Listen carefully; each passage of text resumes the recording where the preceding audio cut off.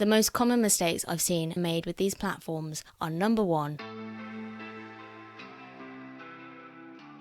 my name's Bear, and unlike the majority of autistic people who struggle with employment and income, I've always found managing money easy, although like many of us, I wasn't taught how to save in school. If you're using the tips on Save Like a Bear, you can only optimise so far. Sometimes you just need to increase your income to give yourself more wriggle room, or perhaps to fund a 90-degree turn in life. Whether your plans involve study or work, it can be a bit of a puzzle sometimes to decide how to earn an extra income within the tax-free allowance, especially if you don't want to launch an entire website of your own. Today should give you ideas of what type of items to sell without having to go the full kahuna and start your own business. And I'm also passing on 3 of the top selling sites / apps that everyone should know about. Once again, I'm enlisting a friend with these tips because these tips came from a blog that I bought recently, but I thought the information was so good that I should pop it into a podcast and a video for you as well. And at the end, I'm going to pop back up again with the mistakes that you should avoid. I've borrowed my mate Edith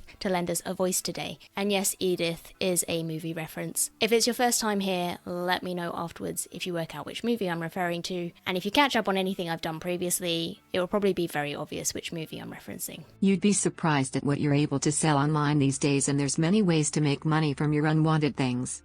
If you're someone who thinks a low-value Primark item won't sell, then I'm sorry to tell you that you're wrong.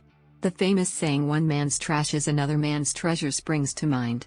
Almost anything can be sold online, as long as it's legal: clothes, shoes, accessories, furniture, vehicles and more. Some things may take more time than others, but if those jeans you only wore once 3 years ago are still sitting in your wardrobe, what's the harm in waiting another month for them to sell?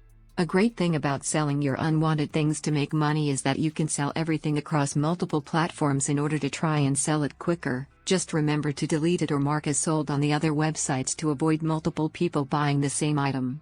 You'll need suitable packaging for when you post the items you sell. You can often get packs of padded envelopes from pound shops, but if you plan on selling a lot, it would be so much easier and cheaper for you to buy bulk packaging on eBay. Ideas of items you can sell. 1.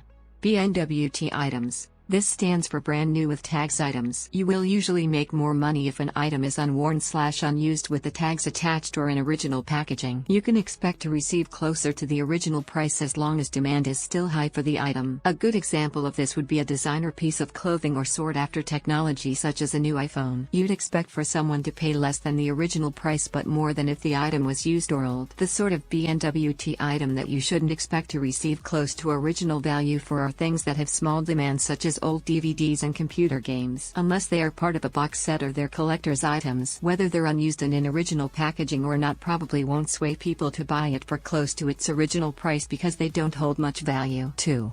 Vintage items. The lines are a bit blurred when it comes to what vintage is, but perhaps you have old things that were passed down onto you or that you bought years ago.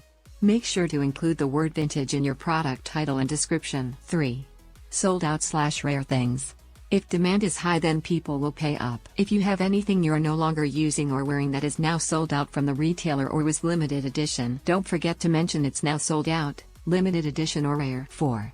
Seasonal equipment and item. If it's summer and you have an unused paddling pool, you're more likely to make a sale in August than December. Sell swimwear or holiday clothes in summer, boots, jackets, coats and ski equipment in autumn / winter, and gift sets or toys in winter or around Christmas. You can also sell non-seasonal items for a lower price when demand isn't high. Shops do this by putting summer stock on sale at the beginning of autumn. 5. Bundles. Sell multiple things together that would appeal to the buyer. If they're interested in item A, they'll probably be interested in item B. Here's a couple of examples: books / films in the same series, even if there's some missing. Books by the same author even if they're not from a series. Dining or crockery sets. The best way to sell low-value items is to offer a bundle of multiple similarly sized or style items if it's not cost-effective to sell them on their own. Ensure you're selling things for a price that at least covers the selling fee and postage. Here are 3 top online selling sites and apps. eBay, it's a classic. You can auction your things or have a buy it now price, or both. You can also accept offers and easily sell in bundles. Depop, this is popular amongst teens and young adults mainly for clothes, shoes and accessories. A lot of people will offer swaps too, where you swap items of similar value so you can get rid of your thing whilst receiving something you actually want.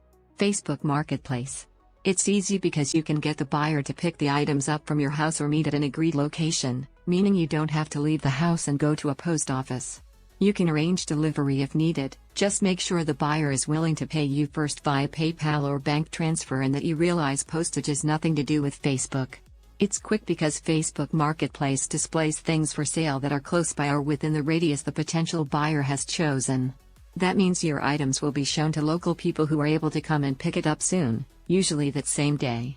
Facebook doesn't require any selling or postage fees, meaning you get to keep 100% of the money. Once you've puzzled out what types of items you want to sell and where, the most common mistakes I've seen are made with these platforms are: number one, wasting time over a really low value item that doesn't have any demand. When you're checking eBay listings, it's important to check what's actually sold in the past. Otherwise, everyone is trying to sell the same old magazines, thinking that if someone else has listed it, that must mean someone else wants it. But not necessarily so if there's no proof anyone has sold one of these listings, especially not for the price you have in mind. Mistake number two, chewing up all your profit in fees. But there are ways around this, including choosing the right type of pricing and sale on somewhere like eBay in the first place. The best tips I ever got on this were from money blogger Emma Drew, who said keep an eye out for eBay's promo periods where they let you list unlimited items for £1 max selling fees. She suggested listing on a Saturday after 5 PM as a one-day auction for the price you want to get, and that's because you don't want to hang around and neither does the buyer. And if you're not sure how much posting this item is worth to your time, she suggested aiming for £5 as a minimum, because in her experience, if she was selling a batch of stuff at the same time during one of these promo periods where the selling fees are a maximum of £1, this was most likely to end in a profit. But if the fees are limited anyway and you are desperate to get rid of lots of things, she'd go as low as £2 for an item depending on what it is. And if it doesn't sell, she relists it on the Sunday for 1 week or as a 30-day buy it now. Another mistake is letting anyone take you for a ride. So there are definite time wasters on Facebook Marketplace, but perhaps it would be better to call them either master manipulators or just cheap. I've talked previously about how people who expect everything for free or nearly free quite often devalue their own time and other people's, and no one wants to be that person. So there are people on Facebook Marketplace who have tried to make friends of mine feel bad for listing an item of furniture for £10 because the buyer said they didn't think it was worth it. But in that case, that's their problem, not yours. They shouldn't be messaging you. So that person is either trying to negotiate in a kind of an underhand way by trying to convince you that you've done something wrong by listing the price that you have in the first place, and they do want the item, they're just not really willing to pay for it, and they think that they can sort of bully you into giving it away for free instead. Or they don't want to buy the thing in the slightest, they don't want it for free either. They're just a cheap time waster. If you're certain something has value and you're not desperate to get rid of it overnight, then stand your ground, because there are a lot of seagulls out there. Seagulls are people who fly in, crap on what you're doing even though it's clearly not right for them. If it was, they would have paid you already, and then they fly off again to live their life happily, having tried to ruin your day. I think I learned about seagulls from the minimalists. Are they still around? There are lots of seagulls in this world in all sorts of situations, definitely lots of them in the workplace too. Don't pay attention to them. And another mistake, if you are selling something on Facebook Marketplace that's going to be collected locally, is giving away more of your privacy than you need to. So best practice would be to agree a collection time and have the item outside your home so that the buyer doesn't even ever need to come inside your house to take it out. And if you do it this way, they don't even need to know exactly where you live. Depending on what outside space you have, if you can leave the item sort of on the boundary of a few properties, as long as it's not in any of your neighbour's way, obviously. I'm overcautious, but honestly, why would a stranger need to know your door number unless they're coming in to fix your pipes? That's not a euphemism, by the way. Now, if this all sounds like a lot of effort, then in the next instalment, I'll cover how to sell as many items as possible in one fell swoop. If you found today useful,